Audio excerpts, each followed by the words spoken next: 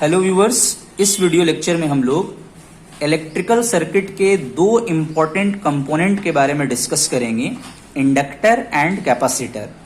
Inductor and capacitor क्या होता है, अगर किसी इंटरव्यू में हमको इसके बारे में पूछा जाता है तो हमको किस तरह से एक्सप्लेन करना है, इनकी क्या ऐसी प्रॉपर्टीज हैं जिसकी वजह से इनका यूज फिल्टर सर्किट में होता है।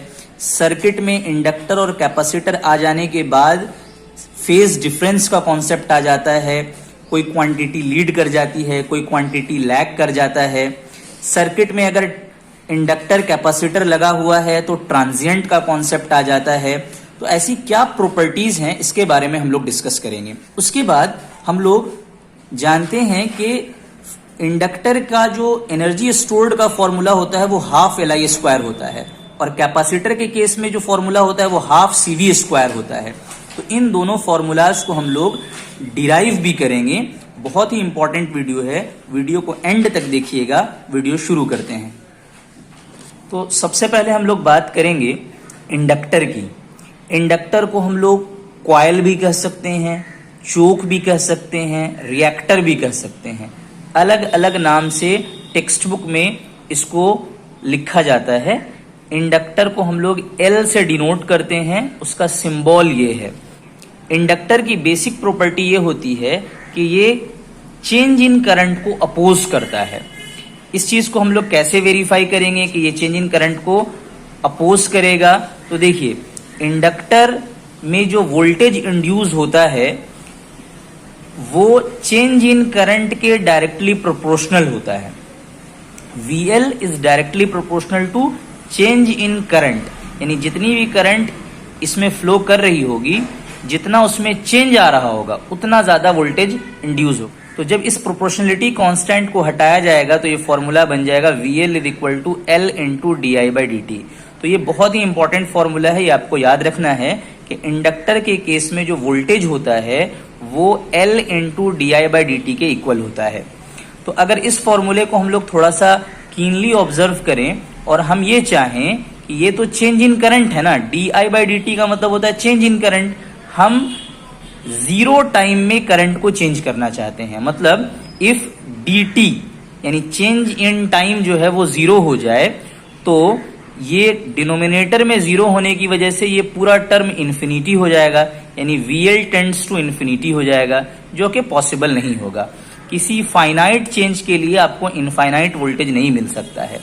यानी कहने का मतलब ये हुआ कि इंडक्टर के टर्मिनल के थ्रू करंट सडनली चेंज नहीं कर सकती है, जीरो टाइम में करंट चेंज नहीं कर सकती है। इसीलिए इंडक्टर का एक इंपॉर्टेंट डेफिनेशन ये होता है कि it does not allow sudden change in current. तो अगर आपसे इंटरव्यू में कोई इंटरव्यूअर ये क्वेश्चन पूछता है कि डिफाइन इंडक्टर और what do you mean by an inductor, तो आप उसको कह सकते हैं कि सर ये एक ऐसा कंपोनेंट होता है जो कि सडन चेंज इन करंट को अलाउ नहीं करता है। आप इस फॉर्मूले को भी एक्सप्लेन कर सकते हैं। अब अगर हम इसी फॉर्मूले को थोड़ा सा क्रॉस मल्टीप्लाई करें तो DI इज इक्वल टू क्या हो जाएगा, 1/L into VL into dt हो जाएगा। सिर्फ क्रॉस मल्टीप्लाई करना है आपको, दोनों तरफ इंटीग्रेट कर दीजिएगा।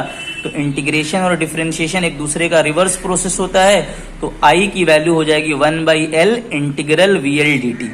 तो ये आपको समझना है कि ये इंडक्टर के थ्रू करंट का फॉर्मूला है, I is equal to 1/L integral VL dt। बहुत सारे एग्जाम्स में इंडक्टर के क्रॉस वोल्टेज कितना हो रहा है वो वाला फॉर्मूला और इंडक्टर के थ्रू जो करंट फ्लो करती है उसका फॉर्मूला एग्जाम में पूछा जाता है।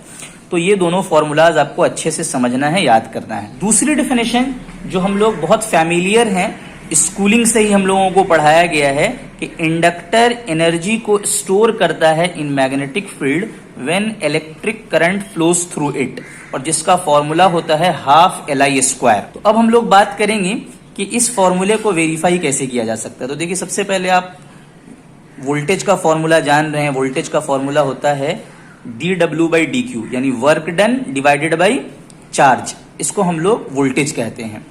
और पावर का फॉर्मूला होता है rate of change of work done, यानी dW/dt। तो यहां से अगर हम क्रॉस मल्टीप्लाई करें तो dW का फॉर्मूला लिखा जा सकता है P इंटू dt। दोनों तरफ इंटीग्रेट कर देंगे तो W का फॉर्मूला हो जाएगा इंटीग्रल ऑफ P dt, और हम लोग जानते हैं कि पावर का फॉर्मूला होता है V इंटू आई, यानी वोल्टेज और करंट के प्रोडक्ट को पावर कहते हैं। तो यहां तक क्लियर है।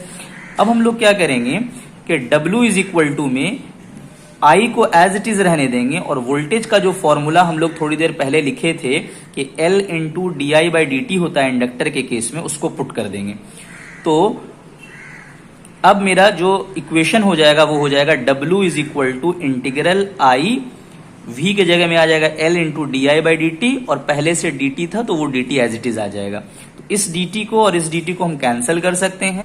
अल्टीमेटली क्या फॉर्मूला बचेगा कि W is equal to L into integral of I d i. अब इस टर्म को जब हम इंटीग्रेट करेंगे तो आई स्क्वायर बाई 2 आ जाएगा। जब आप सॉल्व करके एडजस्ट करके लिखिएगा तो W is equal to half LI square joules हो जाएगा। तो ये इस तरह से हम कह सकते हैं कि इंडक्टर में जो एनर्जी स्टोर होगा वो हाफ LI स्क्वायर होगा। ये फॉर्मूले से रिलेटेड बहुत सारे न्यूमेरिकल कॉम्पिटिटिव एग्जाम्स में पूछे जाते हैं। इसके अलावा देखिए एक इंपॉर्टेंट बात जो आपको समझनी है इंडक्टर के केस में, कि इंडक्टर जो अपोजिशन ऑफर करता है उसको हम लोग कहते हैं इंडक्टिव रिएक्टेंस।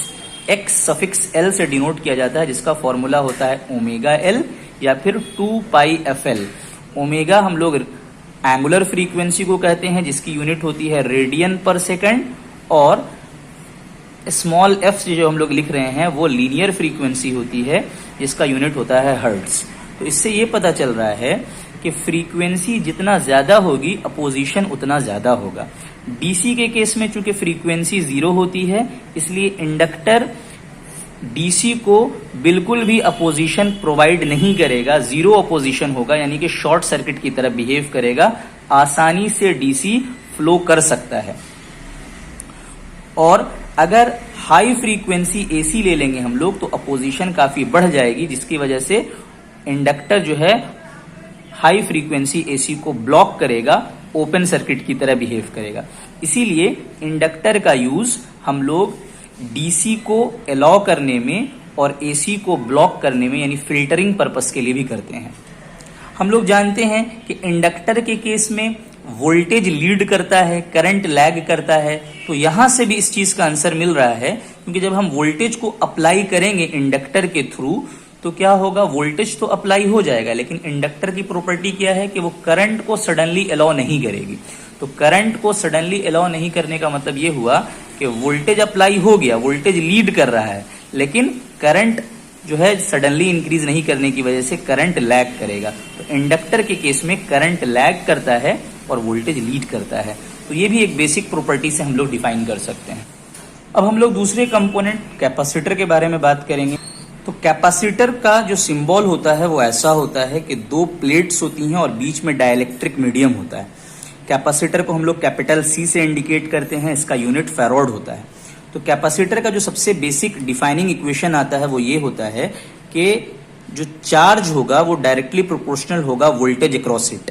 तो हम लोग अगर इस प्रोपोर्शनलिटी कांस्टेंट को हटाएंगे तो Q is equal to C, जो कि कैपेसिटेंस है, इनटू V हो जाएगा। यानी इस प्रोपोर्शनलिटी कांस्टेंट को हम लोगों ने C से रिप्लेस कर दिया। तो Q is equal to CV को अगर हम डिफ्रेंशिएट करेंगे बोथ साइड्स तो यहाँ पे हो जाएगा dQ बाई dt, जिसको हम लोग करंट I बोलते हैं, और ये हो जाएगा C जो कि एक कांस्टेंट है, इनटू dV बाई dt। यानी आपको ये फॉर्मूला याद रखना है कि कैपेसिटर के केस में जो करंट होती है वो C into dV by dt, यानी चेंज इन वोल्टेज के बराबर होती है। यानी जितना ज्यादा वोल्टेज चेंज होगा उतना ज्यादा करंट फ्लो करेगी। अब अगर हम इस फॉर्मूले में 0 टाइम में वोल्टेज को चेंज करना चाहें, यानी dt टेंड्स टू 0 अगर हो जाएगा तो डिनोमिनेटर में 0 होने की वजह से ये पूरा टर्म इनफाइनाइट हो जाएगा, जो कि पॉसिबल नहीं है। इसीलिए हम कह सकते हैं कि कैपेसिटर एक ऐसा कंपोनेंट है जो सडन चेंज इन वोल्टेज को अलाउ नहीं करता है। आई एम रिपीटिंग, कैपेसिटर के बारे में अगर आपसे कोई पूछता है इंटरव्यू में तो आप कह सकते हैं कि capacitor is an electric component which does not allow sudden change in voltage. Inductor के बारे में क्या डिस्कस किए थे हम लोग कि इंडक्टर एक ऐसा कंपोनेंट है जो सडन चेंज इन करंट को अलाउ नहीं करता है, और इसका जस्ट उल्टा कैपेसिटर करता है कि वो सडन चेंज इन वोल्टेज को अलाउ नहीं करता है। तो चूंकि करंट का फॉर्मूला हम लोगों ने कैलकुलेट कर लिया है, अब हम लोग क्या करेंगे, इसी फॉर्मूले को क्रॉस मल्टीप्लाई कर देंगे। तो देखिए जो वोल्टेज है वो dV यहाँ पे आ जाएगा 1/c और IDT आ जाएगा। दोनों साइड अगर हम इंटीग्रेट कर दें तो डिफरेंशिएशन और इंटीग्रेशन एक दूसरे को कैंसिल कर देगा और मेरे LHS में बचेगा V, यानी कैपेसिटर का जो वोल्टेज है वो उसका फॉर्मूला हो जाएगा 1/c और चूंकि हम लोगों ने दोनों साइड इंटीग्रेशन किया था इसलिए इंटीग्रल IDT हो जाएगा। तो इस तरह से हम लोगों को टोटल ये 4 फॉर्मूलाज याद रखने हैं वोल्टेज और करंट के रिलेशनशिप के लिए। तो देखिए ये इंडक्टर का सिंबल हो गया, L से इसको डिनोट किया जाता है, इसकी यूनिट हेनरी होती है। और वोल्टेज का फॉर्मूला इंडक्टर के केस में होता है L × di/dt। करंट का फॉर्मूला इंडक्टर के केस में होता है 1/L इंटीग्रल VL dt। उसी तरह से ये कैपेसिटर का सिंबल है, इसको हम लोग C से डिनोट करते हैं और इसका यूनिट होता है फैराड। और करंट का फॉर्मूला होता है IC = C × dV/dt, जहां पर वोल्टेज जो है कैपेसिटिव वोल्टेज होता है तो इसको हम लोग VC से भी डिनोट कर सकते हैं। उसी तरह से वोल्टेज का फॉर्मूला कैपेसिटर के केस में होता है 1/C इंटीग्रल IC dt। तो वोल्टेज और करंट के रिलेशनशिप से रिलेटेड ये 4 फॉर्मूलाज डिफरेंट कॉम्पिटिटिव एग्जाम्स में फ्रीक्वेंटली पूछे जाते हैं। इनको आपको याद भी रखना है, समझना भी है। एक और डेफिनेशन कैपेसिटर से रिलेटेड हम लोग स्कूल लाइफ से पढ़ते आ रहे हैं कि ये इलेक्ट्रिकल एनर्जी को इलेक्ट्रिक फील्ड में स्टोर करता है। It stores electrical energy in an electric field. कितना एनर्जी स्टोर करेगा तो उसका फॉर्मूला होता है E = ½ CV²। अच्छा, एक इंपॉर्टेंट क्वेश्चन कभी कभी इंटरव्यू में पूछा जाता है कि कैपेसिटर में और बैटरी में क्या डिफरेंस है। दोनों ही तो एनर्जी को स्टोर कर रहे हैं, तो what is the difference between capacitor and battery. तो याद रखिएगा इन दोनों का जो डिफरेंस है ना वो रिलीज ऑफ एनर्जी में है, कि अपने एनर्जी को, जो स्टोर्ड एनर्जी है, इसको ये रिलीज किस तरह से कर रहे हैं। कैपेसिटर अपनी एनर्जी को एट ए टाइम रिलीज करने का कैपेबिलिटी रखता है, जबकि बैटरी हमेशा स्लोली एनर्जी को रिलीज करता है। याद रखिएगा, अगर आपसे कोई पूछता है कि कैपेसिटर में और बैटरी में क्या डिफरेंस है, तो आप बोल सकते हैं कि सर कैपेसिटर भी एनर्जी स्टोर करता है लेकिन वो अपने एनर्जी को एट ए टाइम रिलीज कर सकता है जरूरत पड़ने पर, लेकिन बैटरी वो स्लोली अपनी एनर्जी को रिलीज करता है। तो होता क्या है कि हम जानते हैं कि किसी भी मोटर में स्टार्टिंग करंट की जरूरत ज्यादा होती है, तो उस नीड को पूरा करने के लिए हम लोग सर्किट में कैपेसिटर लगाते हैं ताकि वो स्टार्टिंग करंट को हम लोग फुलफिल कर सकें। या फिर मोबाइल का जो कैमरा होता है, फ्लैशलाइट होती है, तो उसमें भी हमको एट ए टाइम ज्यादा एनर्जी चाहिए होता है, तो वहां पर भी हम लोग कैपेसिटर यूज करते हैं, बैटरी यूज नहीं करेंगे क्योंकि हमको एट ए टाइम सडनली ज्यादा एनर्जी चाहिए होती है। तो उस नीड को पूरा करने के लिए हम लोग सर्किट में कैपेसिटर को यूज करते हैं।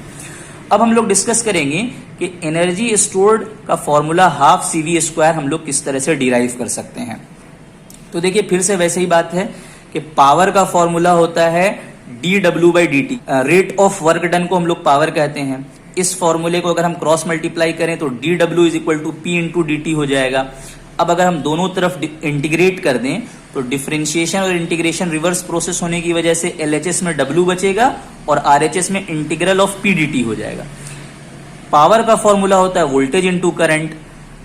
तो हम लोग अभी थोड़ी देर पहले डिस्कस किए कि कैपेसिटर के लिए जो करंट होती है उसका फॉर्मूला होता है C × dV/dt। तो वोल्टेज को एज इट इज रहने दिए, करंट के जगह में हम लोग C × dV/dt पुट कर दिए। ये dt और ये dt कैंसिल हो गया। तो अब हमारा फॉर्मूला क्या आ गया, W = C integral V × dV। तो अब जब हम इस टर्म को इंटीग्रेट करेंगे तो यहां पे आ जाएगा V²/2, यानी W का फॉर्मूला क्या आ गया, C × V²/2। तो यही जो वर्क डन है वही एनर्जी कहलाएगा और एनर्जी का फॉर्मूला हो जाएगा ½ CV² जूल्स। तो जिस तरह से इंडक्टर के अपोजिशन को हम लोग XL कह रहे थे, इंडक्टिव रिएक्टेंस, उसी तरह से कैपेसिटर के अपोजिशन को हम लोग कैपेसिटिव रिएक्टेंस कहते हैं। XC से डिनोट किया जाता है, दोनों का ही यूनिट ओम होता है और XC का फॉर्मूला होता है 1/ωc, या फिर ओमेगा के जगह में अगर आप 2πf लिख दें तो इसका फॉर्मूला हो जाता है 1/2πfc।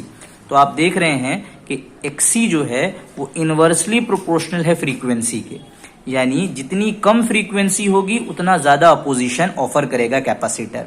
डीसी के केस में चूंकि फ्रीक्वेंसी 0 होती है तो इनफाइनाइट अपोजिशन ऑफर करेगा कैपेसिटर, यानी कि वो ओपन सर्किट की तरह बिहेव करेगा। और अगर हाई फ्रीक्वेंसी एसी सिग्नल होगा तो फ्रीक्वेंसी हाई होने की वजह से अपोजिशन कम हो जाएगी, यानी कि हाई फ्रीक्वेंसी एसी सिग्नल को कैपेसिटर अलाउ कर देगा। तो इस तरह से इंडक्टर और कैपेसिटर एग्जैक्टली अपोजिट होते हैं।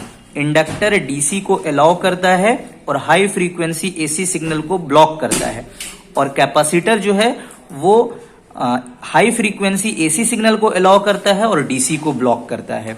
तो इन दोनों कंपोनेंट्स को हम लोग इन्हीं प्रॉपर्टीज की वजह से फिल्टर सर्किट में यूज करते हैं।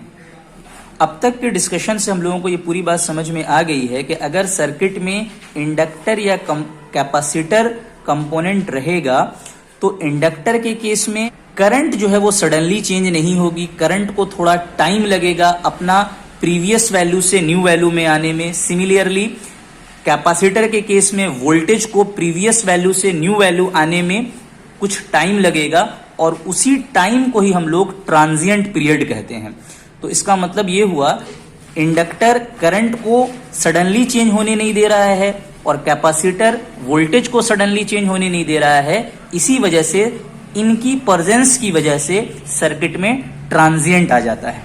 इस वीडियो लेक्चर में हम लोगों ने काफी कुछ डिस्कस किया, इंडक्टर कैपेसिटर के डेफिनेशन को समझा, उनकी बेसिक प्रॉपर्टीज को समझा, उन बेसिक प्रॉपर्टीज की वजह से कहाँ कहाँ यूज किया जाता है इंडक्टर और कैपेसिटर को। तो हम उम्मीद करते हैं कि आपको ये वीडियो समझ में आई होगी। Thank you for today.